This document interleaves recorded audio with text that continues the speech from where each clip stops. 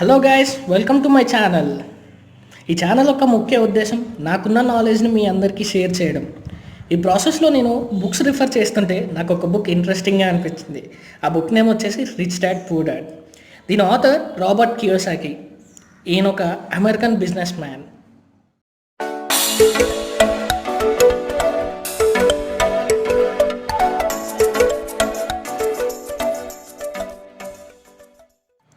ఈ బుక్లో author financial future గురించి rich dad and poor dad ఎలా చెప్పడం జరిగింది అనేది ఉంటుంది.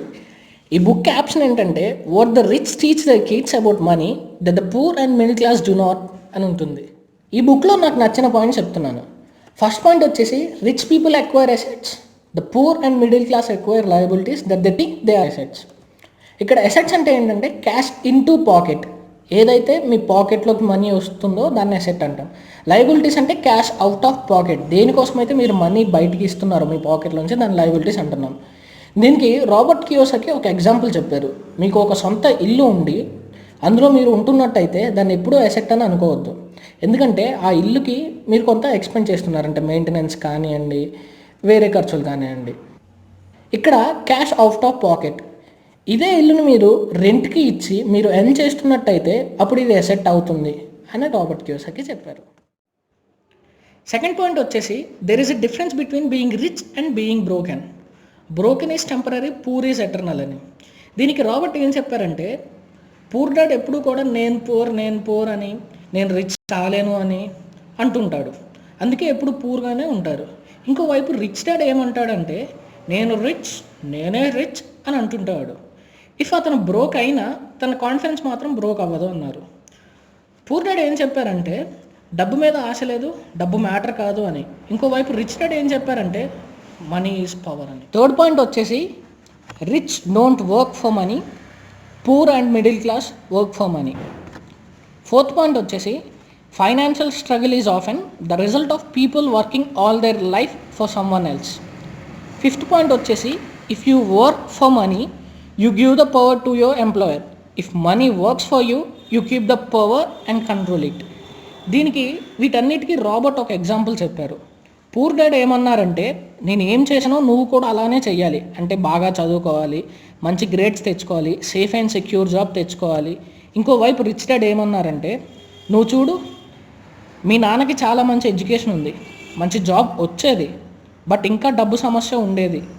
ఎందుకంటే స్కూల్లో మనీ కోసం వర్క్ చేయమని స్కిల్స్ నేర్పుతారు, అంటే మనీ కోసం మాత్రమే వర్క్ చేయాలని. పూర్ డాడ్ ఏమంటారంటే జాబ్ చేయమని చెప్తారు, మంచి కంపెనీలో జాబ్ చేయమని. రిస్క్ తీసుకోవద్దని చెప్తారు, ఇన్వెస్ట్ చేయడం రిస్క్ అని అంటారు. కానీ రిచ్ డాడ్ ఏమంటారంటే మంచిగా చదువుకొని బిజినెస్ స్టార్ట్ చేయమని చెప్తారు, రిస్క్ని మేనేజ్ చేసుకోమని చెప్తారు, ఇన్వెస్ట్ చేయకుండా ఉండడం రిస్క్ అని చెప్తారు. సిక్స్త్ పాయింట్ వచ్చేసి people life are forever control by two emotions. First one fear, second one greed.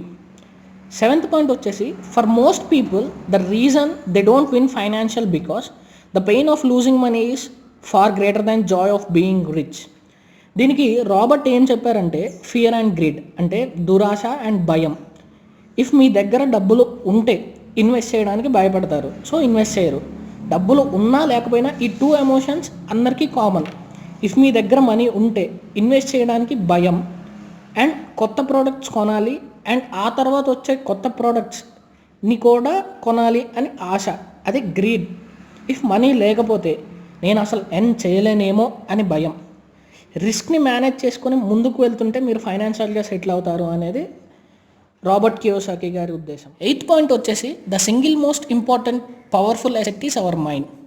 Ninth point వచ్చేసి great opportunities are not seen with eyes, they are seen with your mind. దీనికి Robert ఏం చెప్పారంటే మీరు fail అయ్యారు అంటే మీరు ఏదో చేస్తున్నారంటే మీకు ఛాన్స్ ఉన్నట్టు. ఇదంతా మన ఆలోచనను బట్టి ఉంటుందని, అందుకే ఇంపార్టెంట్ అసెట్గా భావించారు. భయం అనేది కూడా ఇంపార్టెంట్ రోల్ ప్లే చేస్తుంది, దాన్ని కంట్రోల్ చేసేది కూడా ఈ మైండే. సో మైండ్ అనేది పవర్ఫుల్ అండ్ ఇంపార్టెంట్ అసెట్ అని భావించారు. ఈ బుక్ యొక్క ముఖ్య ఉద్దేశం ఫైనాన్షియల్ ఇంటెలిజెన్స్. రాబర్ట్ కియోసాకి ఏమంటారంటే మోడర్న్ మనీ 3 టైప్స్. అవి God's money, government money, people's money. God's money అంటే gold and silver, government money అంటే డాలర్, రూపీస్ అండ్ అన్ని కరెన్సీస్. పీపుల్ మనీ అంటే క్రిప్టో కరెన్సీస్ అని. వీటిలో రాబర్ట్ కేవలం 2 టైప్స్లో ఇన్వెస్ట్ చేస్తారు. అవి God's money and people's money.